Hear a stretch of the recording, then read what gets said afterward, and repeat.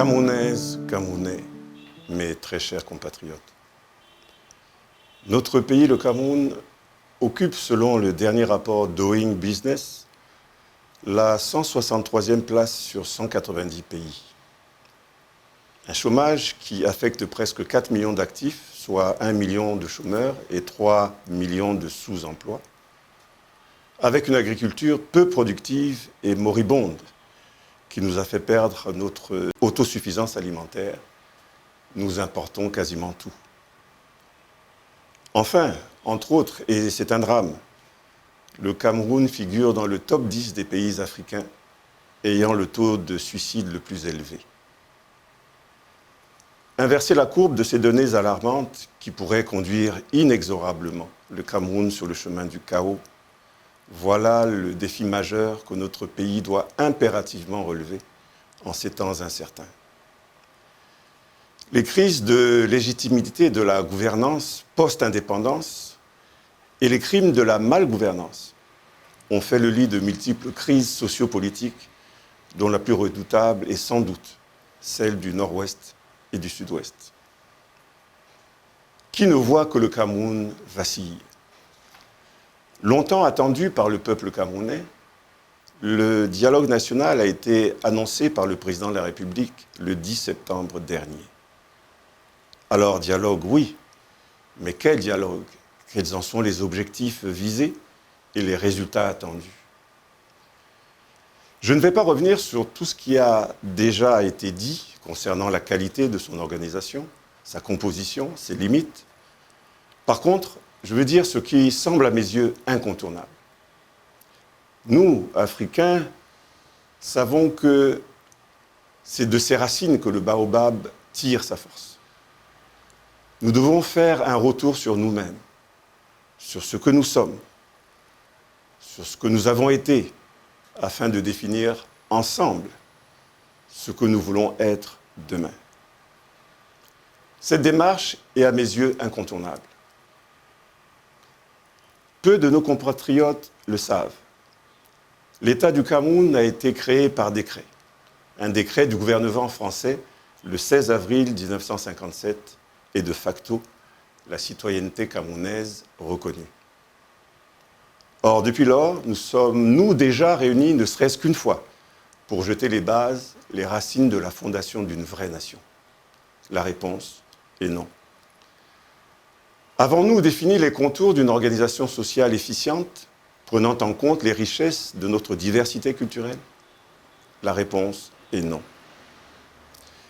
À l'heure où le pays titube sur ses pieds d'argile, vacille sur ses fondements, on prétendrait traiter les symptômes de la maladie sans s'interroger sur son origine? Moi, je prétends qu'il y a urgence à s'attaquer à l'origine des maux qui gangrènent notre pays. Je prétends que toute autre démarche serait irresponsable, voire suicidaire. Le dialogue s'inscrit d'abord et surtout dans un élan de confrontation d'idées qui deviennent des échanges afin de s'enrichir mutuellement et aboutir au pardon. Un dialogue national participe du récit national et exige que l'on regarde l'histoire dans les yeux. Nous, de la partie francophone, avons le devoir de demander pardon à nos frères et sœurs anglophones, laissés pour compte des décennies durant, une situation qui a créé en eux une frustration légitime et longtemps contenue. Disons-le tout net, nous n'avons pas respecté les engagements pris, notamment en violant l'article 47 de la Constitution fédérale du 30 septembre 1961. Ce n'est pas moi qui le dis, c'est l'histoire qui l'écrit.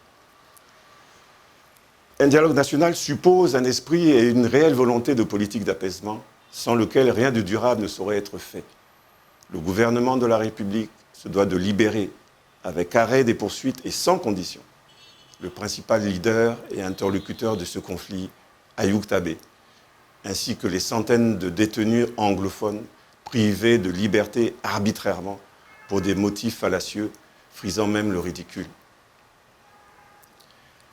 Un dialogue national suppose la volonté de mettre fin à une stratégie politique reposant sur la division des Camerounais et vise à la réconciliation des filles et fils d'un même pays.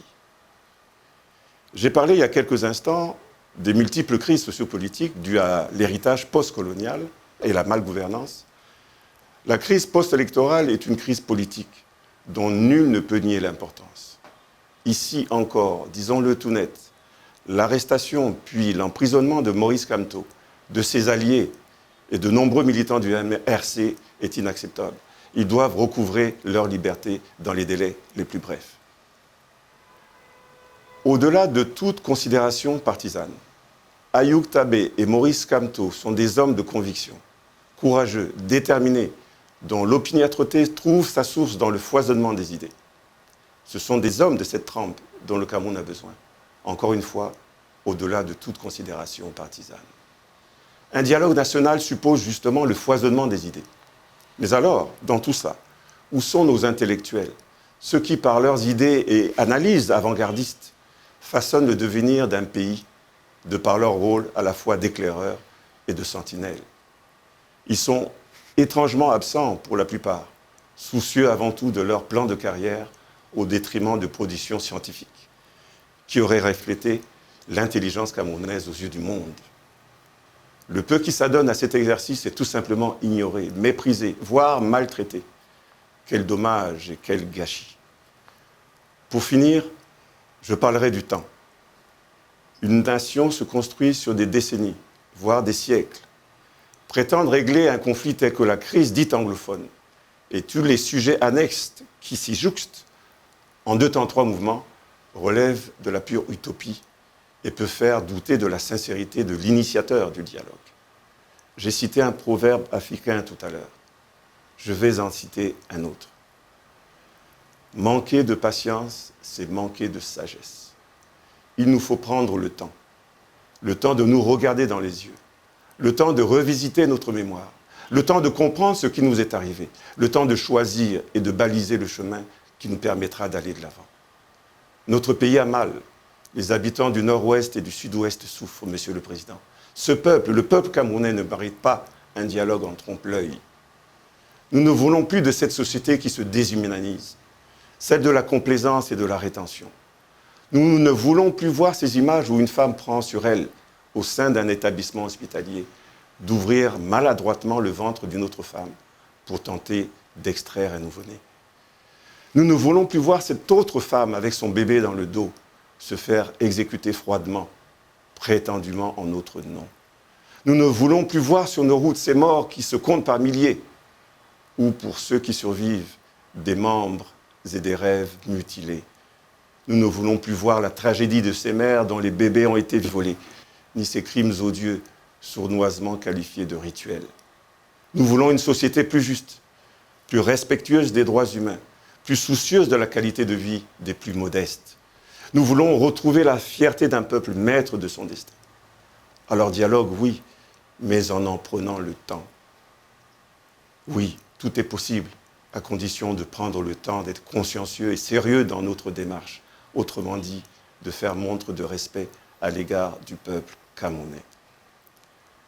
La paix est un but ultime que se donne ce dialogue, mais nous devons en payer le prix.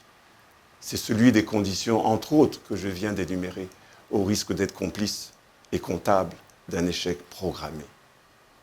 Ainsi, avant la paix, mobilisons-nous pour une réconciliation, elle-même précédée d'un moment d'apaisement, car la paix se construit.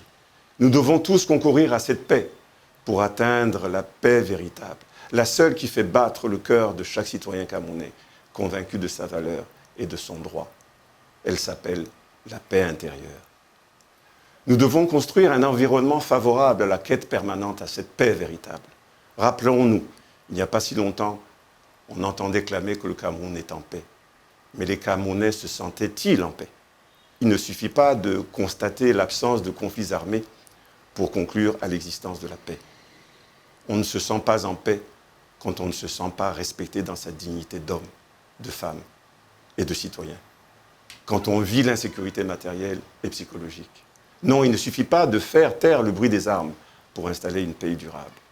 Depuis plus de 60 ans, entre dictature et autoritarisme, en passant par la malgouvernance, les libertés politiques et les droits sociaux du peuple n'ont jamais été respectés.